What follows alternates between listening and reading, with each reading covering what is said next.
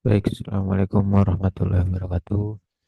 Teman-teman, hari ini kita sebenarnya topiknya agak mirip dengan minggu lalu, tapi kita hari ini berfokus ya untuk mau lebih mendalami yang namanya sempat kita singgung kemarin di pertemuan sebelumnya yaitu decision tree.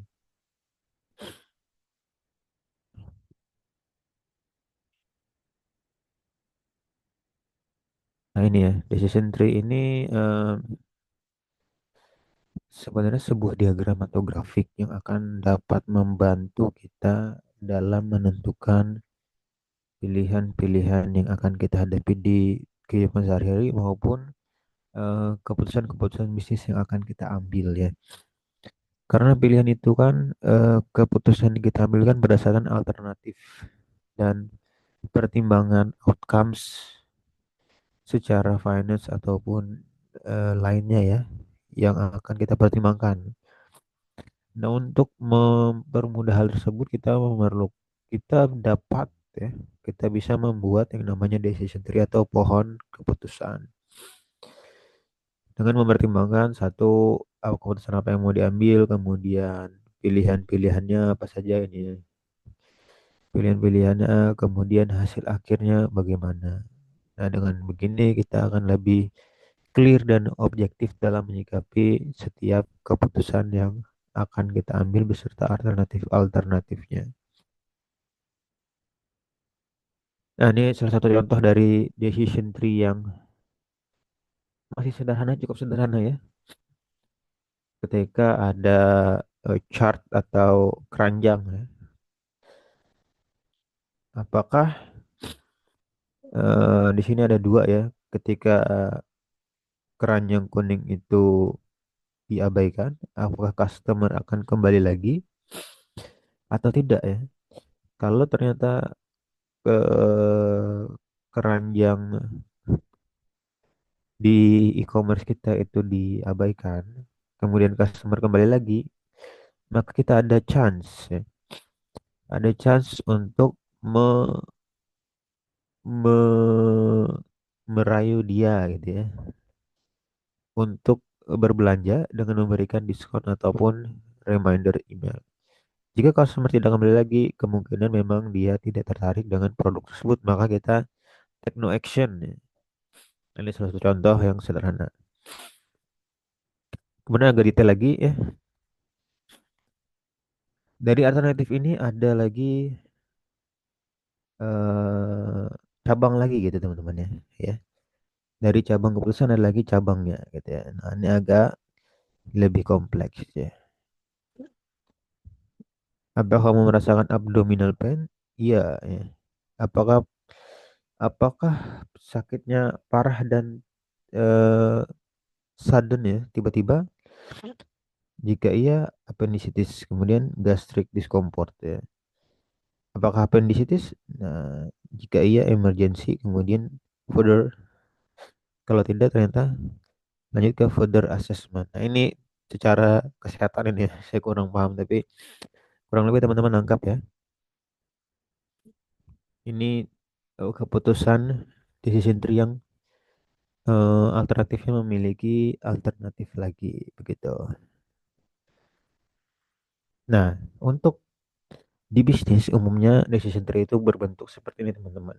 Yaitu ada decision yang mau kita ambil, kemudian ada alternatif-alternatifnya ini ya. Kemudian karena kita orang bisnis, kita ada possibilities yang akan terjadi ya gitu. Ini misalkan which product should the company launch ya. Ada AI writing tools di sini, ada time tagging, ada design plugin. Kalau AI writing tool dengan cost minus 60 ini di launching, jika perusahaan mendapatkan pasar yang besar, maka dia berpenghasilan 180K, 180 ribu dolar. Tapi ke chance terjadinya hanya 30%. 65%-nya adalah eh, kemungkinan penghasilannya adalah small revenue ya. di angka 90.000 dolar. Alternatif kedua ada time tracking app dengan cost investasi 40.000 dolar. Ada chance-nya 50% dengan large revenue dan 50% dengan small revenue. Kalau large revenue 120k dolar ya. Kalau small revenue penghasilan adalah 60k dolar. Terus alternatif ketiga adalah desain plugin dengan cost yang hanya 30 dolar, 30.000 dolar. Kemungkinan terjadi mendapatkan pasar yang besar 40% dan pasar yang kecil sebesar 60, kemungkinan adalah 60%. Jika penghasilannya besar adalah 100.000 dolar dan jika penghasilan kecil adalah 40.000 dolar.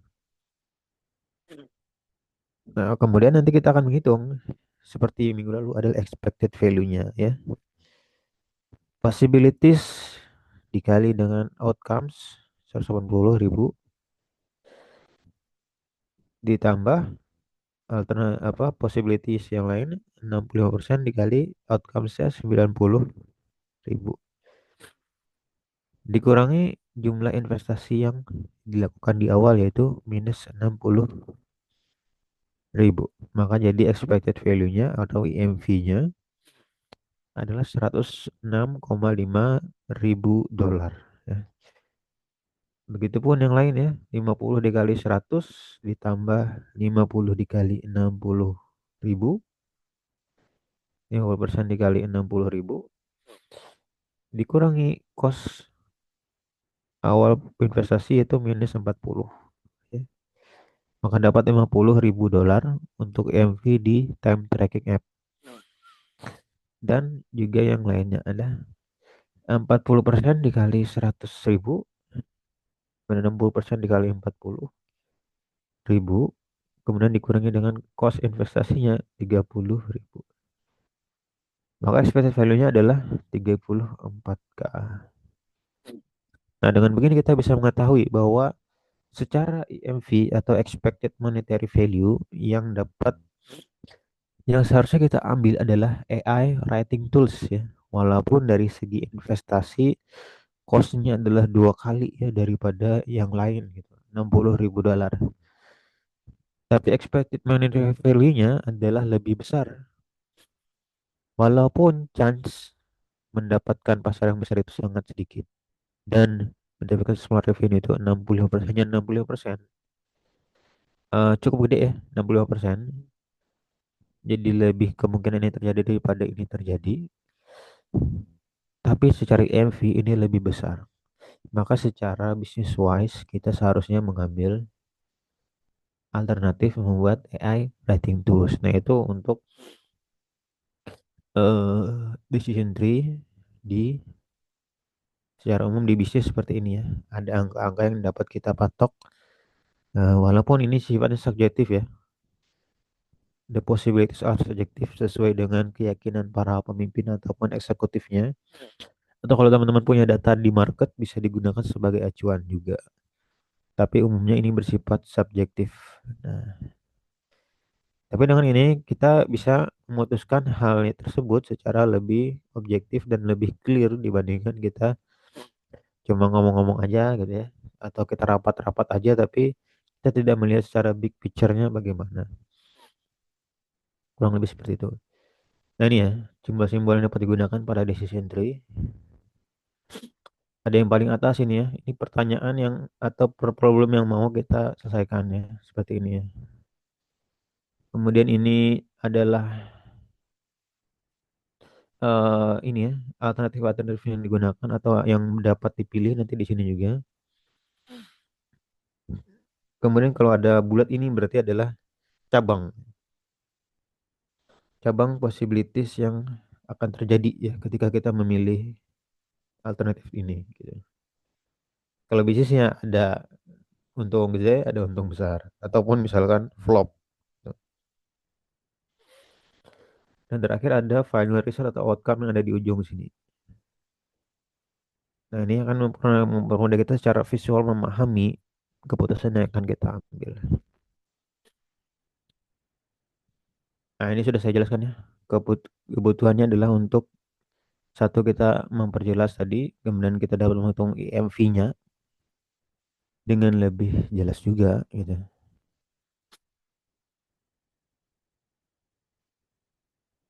Nah, kita coba contoh lain nih teman-teman ya. Ini contohnya adalah sebuah company consider launching a new product. Keputusan alternatif yang akan diambil adalah investasi 100 juta rupiah ataupun tidak investasi, gitu. Kita mau tahu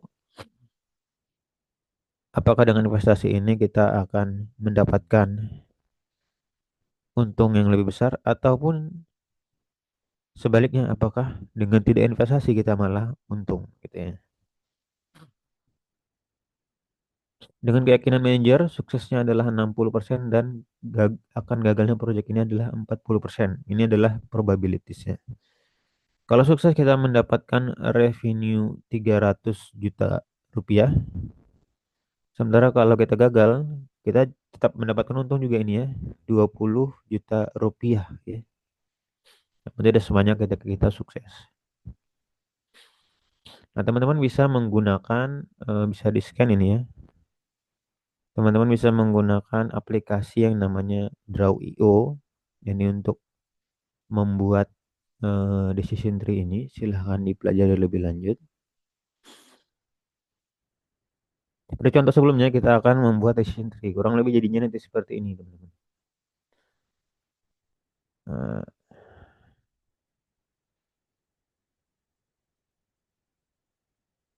invest in new product ya. Ada investasi, ada tidak invest ya. Dengan sukses 0,60% dan failure 40%. Outcome begini 300 dan kalau gagal ada 20 juta rupiah. Dihitung EV-nya adalah 88 juta. Nah, sementara ketika kita tidak menginvestasikan apa-apa, cost yang kita tanggung juga tidak ada, jadi nol. Kemudian EV-nya juga adalah nol. Dengan possibilities terjadinya adalah satu atau pasti ya. Jadi kalau kita tidak invest itu pasti sudah kita tidak mendapatkan apa-apa. Maka dari berdasarkan decision tree ini kita mendapatkan bahwa lebih baik kita invest gitu ya, karena potensi value-nya kita kalau invest ada sekitar 88 juta rupiah. Nah, ini bagaimana kalau kita agak nggak yakin gitu ya, ini kan suksesnya 60% ya. Kita turunkan menggunakan classic probabilities. Nah, ini enaknya ketika kita menggunakan decision tree, kita bisa mencoba berbagai macam skenario ya untuk melihat perbedaan yang hasil yang akan terjadi ya. Kita 50-50 aja gitu ya. Maka IMV-nya itu jadi 60 juta rupiah ya. Masih di ambang masih positif gitu ya. Masih positif dan masih patut untuk kita coba untuk berinvestasi di new product production ini. Itu teman-teman ya. Nah, coba nanti eh, setiap kelompok saya berikan tugas gitu ya untuk menyelesaikan kasus ini ya. Nanti dikumpulkan di Google Drive ya per kelompok, ini tugas per kelompok. Silahkan dibuat menggunakan aplikasi yang saya kasihkan barcode tadi ya, draw.io. Kasusnya adalah sebuah coffee shop yang sudah cukup terkenal di Surabaya mau membuka cabang kedua di kota lain ya. Dengan investment costnya adalah 300 juta rupiah dan alternatifnya adalah invest dan tidak invest gitu ya, dua. Kalau invest mereka memiliki kemungkinan berapa persen gitu ya untuk mendapatkan high demand ya. atau produknya laris itu akan mendapatkan revenue 900 juta rupiah. Sementara jika low demand, mereka tetap mendapat revenue 100 juta rupiah. Nah, teman-teman satu menentukan probability-nya ya. Ininya berapa ya? Kalau dia membuka cabang di kota lain, kira-kira kemungkinan mendapatkan pasar yang besar berapa dan kemungkinan mendapatkan pasar yang kecil berapa ya. Kemudian setelah menentukan probability, teman-teman buat decision tree dan kalkulasikan EMV-nya. Yang terakhir, teman-teman, apakah teman-teman merekomendasikan mereka untuk membuka second branch di kota lain ya? Kurang lebih seperti itu, teman-teman. Jika ada yang ditanyakan, silahkan tanyakan di grup. Terima kasih. Assalamualaikum warahmatullahi wabarakatuh.